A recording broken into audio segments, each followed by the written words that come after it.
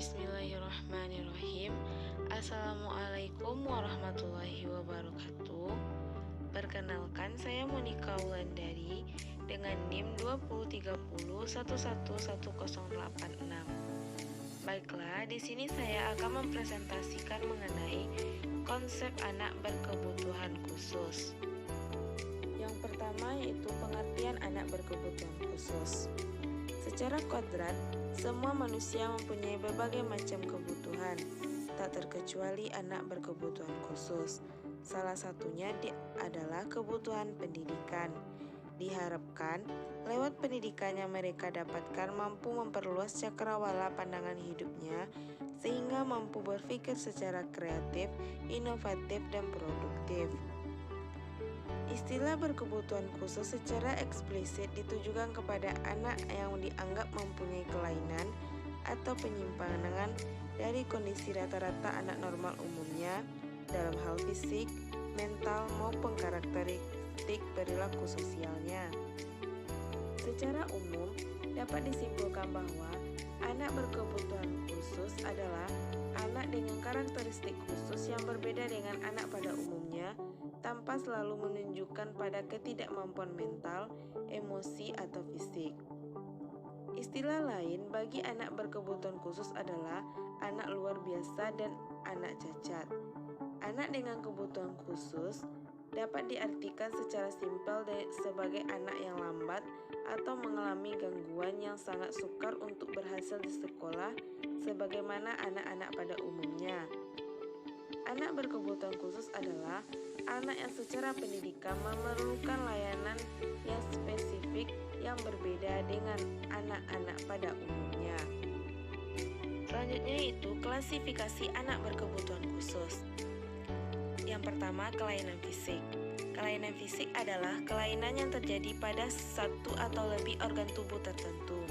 Akibat kelainan tersebut, timbul suatu keadaan pada fungsi fisik tubuhnya tidak dapat menjalankan tugasnya secara normal. Tidak berfungsinya anggota fisik terjadi pada alat indera, misalnya kelainan pada indera pendengaran, tunarungu, kelainan pada indera penglihatan, tunanetra, kelainan pada fungsi organ bicara atau tunawicara, alat motorik tubuh, misalnya kelainan otot dan tulang, kelainan pada sistem saraf di otak yang berakibat gangguan pada fungsi motorik, kelainan anggota badan akibat pertumbuhan yang tidak sempurna, misalnya lahir tanpa tangan atau kaki, amputasi, dan lain-lain. Untuk kelainan pada alat motorik tubuh ini dikenal dengan kelompok tunadaksa. Anak yang berkelainan indera pendengaran atau tunarungu secara medis dikatakan jika dalam mekanisme pendengaran karena sesuatu dan lain sebab terdapat satu atau lebih organ mengalami gangguan atau rusak. Jika dampak dari difungsinya organ-organ yang berfungsi sebagai penghantar dan persepsi pendengaran mengakibatkan ia tidak mampu mengikuti program pendidikan anak normal sehingga memerlukan layanan pendidikan khusus untuk meniti tugas perkembangannya. Sedangkan anak yang memiliki kelainan penglihatan atau tunanetra digolongkan menjadi kelompok anak yang berkelainan penglihatan yang masih memiliki kemungkinan untuk dikoreksi melalui pengobatan atau alat optik, dan anak yang memiliki kelainan penglihatan yang sama sekali tidak mempunyai kemungkinan dikoreksi dengan penyembuhan pengobatan alat optik.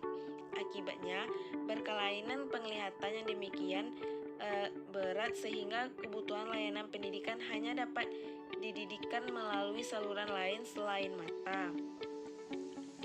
Selanjutnya yaitu kelainan bicara atau tunawicara adalah ketidakmampuan seseorang dalam mengkomunikasikan gagasannya kepada orang lain dengan memanfaatkan organ bicaranya karena celah langit-langit, bibir sumbing, kerusakan otak, tunarungu, dan lain-lainnya.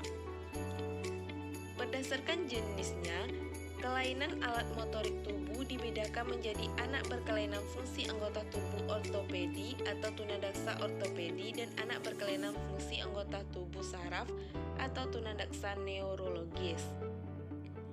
Tunadaksa ortopedi ialah anak yang mengalami ketunaan, kecacatan, ketidaksempurnaan tertentu pada motorik tubuhnya, terutama pada bagian tulang-tulang, otot tubuh, dan daerah persendian.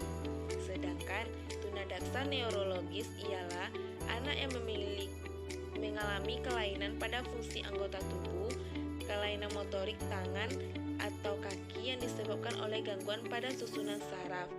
Salah satu kategori penderita tunadaksa saraf dapat dilihat pada anak penderita cerebral palsy, yaitu bentuk kelainan yang terjadi pada aspek motorik yang disebabkan oleh disfungsi sistem persarafan di otak. Yang kedua yaitu kelainan mental. Anak kelainan dalam aspek mental adalah anak yang memiliki penyimpangan kemampuan berpikir secara kritis, logis dalam menanggapi dunia sekitarnya. Kelainan pada aspek mental ini dapat menyebar kedua arah, yaitu kelainan mental dalam arti lebih atau supernormal dan kelainan mental dalam arti kurang atau subnormal.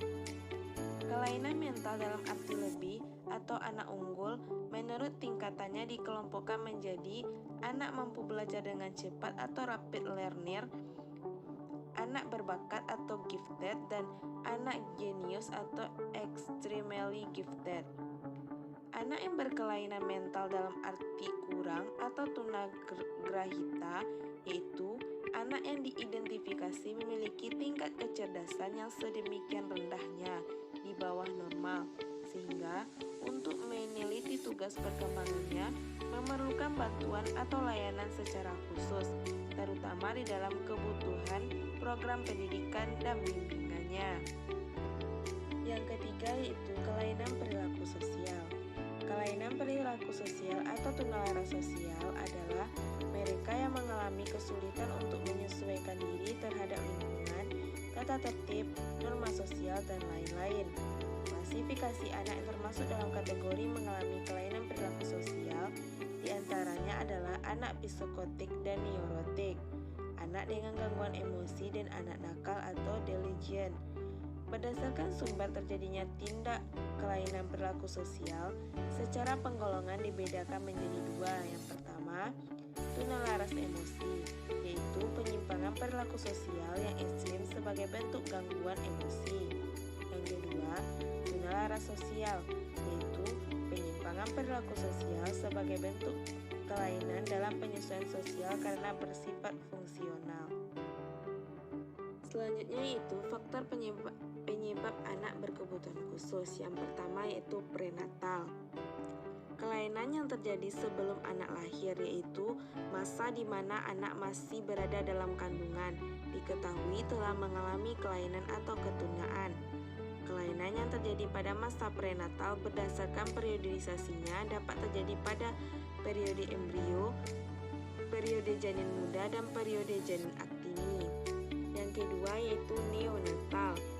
Kelainan saat anak lahir atau neonatal yaitu masa di mana kelainan itu terjadi pada saat anak dilahirkan. Ada beberapa sebab kelainan saat anak dilahirkan, antara lain anak lahir sebelum waktunya atau prematur, lahir dengan bantuan alat atau tongue verloxing, posisi bayi tidak normal, analgesia dan anestesia, kelahiran ganda, aspiksia, atau karena kesehatan bayi yang bersangkutan. Yang ketiga yaitu postnatal. Kelainan yang terjadi setelah anak lahir atau postnatal yaitu masa di mana kelainan itu terjadi setelah bayi dilahirkan atau saat anak dalam masa perkembangan. Ada beberapa sebab kelainan setelah anak dilahirkan, antara lain infeksi, luka, bahan kimia, malnutrisi, deprivation factor, dan meningitis, SWIP, dan lain-lainnya. Baiklah, sekian materi yang dapat saya presentasikan. Terima kasih atas perhatiannya dan mohon maaf atas segala kekurangannya. Saya akhiri dengan Assalamualaikum warahmatullahi wabarakatuh.